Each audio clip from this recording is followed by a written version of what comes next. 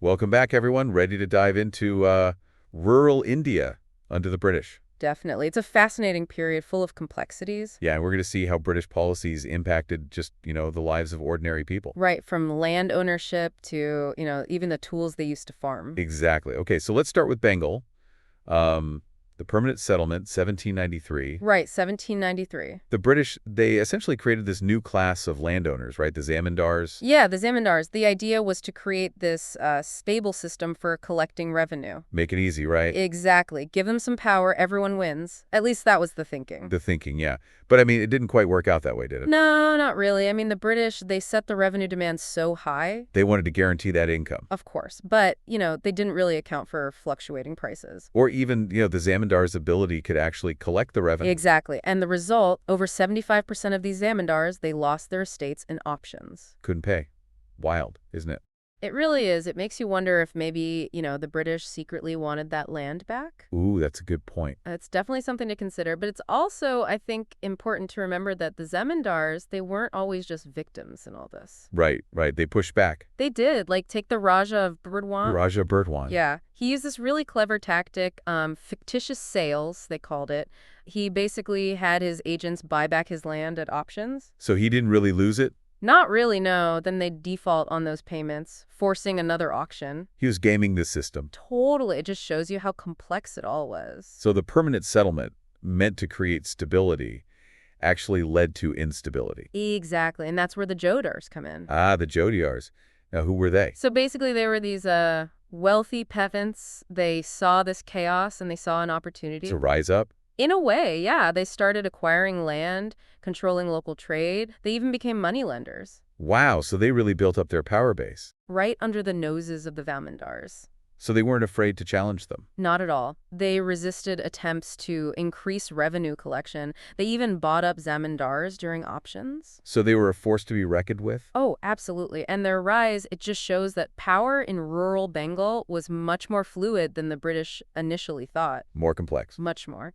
And this leads us to the fifth report. It was submitted to the British Parliament in 1813. Okay, the fifth report. What does it tell us? Well, it offers a glimpse into these changing dynamics. It details the rise of the Jotadars and the struggles of the zamindars. So a pretty important document for understanding this period. For sure. But, we always have to be a bit critical of these historical sources. Right, of course. It's an official document, so it reflects a particular perspective. It's important to cross-reference it with other sources. Local records, things like that. Exactly, to get a more complete picture. So much nuance, right? Always. I mean, the British, they often tried to impose order, but it didn't always go as planned. Not at all. And it's incredible how these historical events, they still resonate today. Absolutely. They shape the present in so many ways. We'll be right back after a quick break.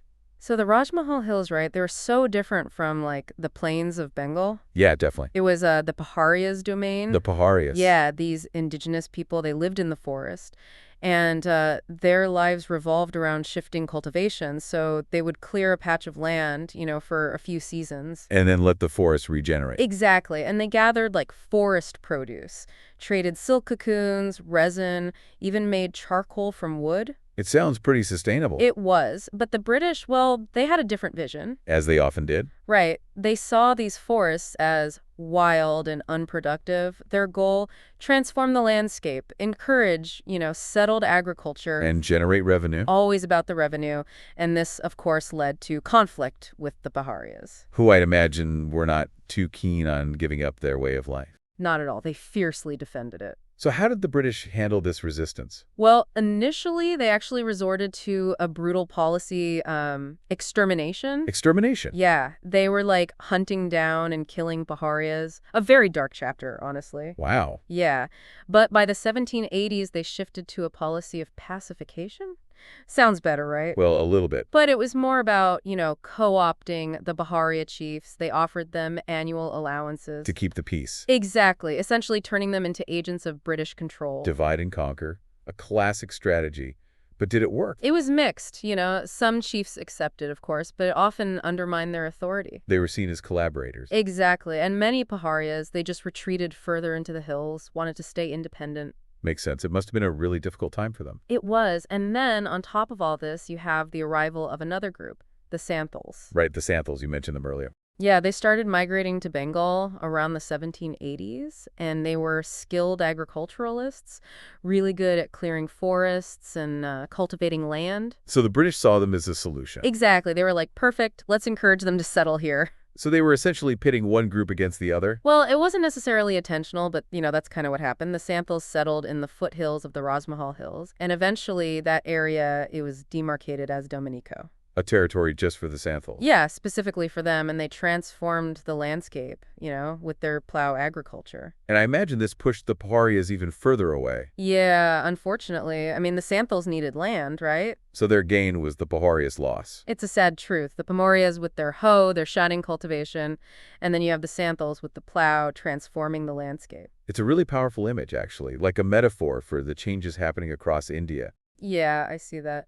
But it's important to remember that even the Santhals, who seemed to be benefiting, they eventually faced their own challenges. Right, they weren't immune to the problems of British rule. Not at all. The British imposed heavy taxes, and the Santhals also fell prey to, moneylenders. High interest rates, the whole deal, And all this frustration, it led to the Santhal Rebellion in 1855-56. a major uprising. Oh, yeah. It shows that colonial policies could have unintended consequences, even for those who seemed to benefit initially. It's a reminder that things are always more complicated than they appear on the surface. Exactly.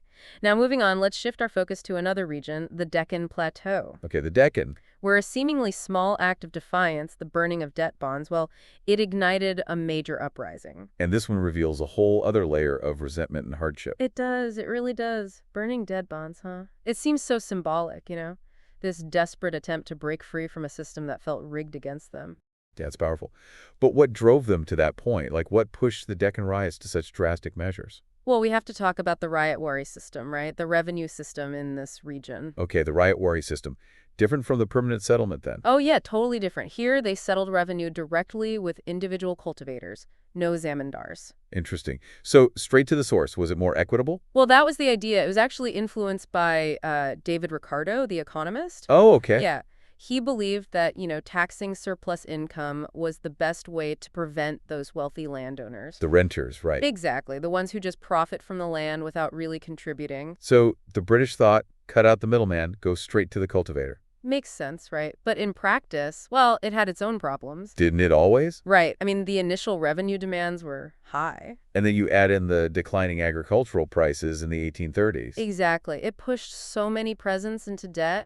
So they're already struggling, and then they get hit with high taxes. And then, to make matters worse, you have the Deccan famine of 1832-34. Devastating. Loss of crops, livestock, I can't even imagine. It was awful. And so the peasants, they had no choice but to turn to moneylenders, just to survive. And that, of course, just put them deeper in debt. Exactly. A vicious cycle. So much hardship. It was a tough time. But then, get this, the American Civil War actually had a big impact on the Deccan. The American Civil War, how? So remember how it disrupted cotton supplies from America? Well, Britain needed cotton, right? So they turned to India. Boom, cotton, boom in the Deccan. Suddenly riots had easy access to credit. Really? Like a reversal of fortune? It seemed like it, yeah. Moneylenders were practically throwing money at them. Plant more cotton, they said. But it couldn't last, could it? Nope. The war ended. Demand plummeted. Leaving the riots high and dry? Exactly. Credit dried up. Moneylenders wanted their money back. And the British. They increased the revenue demand, didn't they? Bingo. The perfect storm. It's no wonder they revolted. And remember, it wasn't just about the debt. It was about the injustice of it all. Feeling trapped. Exactly. They felt that the moneylenders were, manipulating laws, taking advantage of them, violating traditional norms of fairness. So burning those bonds, it was more than just destroying a piece of paper. It was a statement, a reclaiming of their dignity. Powerful. And this all leads to the Deccan Riots of 1875. It does. Years of frustration, hardship, injustice, it all boiled over. And they targeted moneylenders, symbols of British authority, even looted grain shops.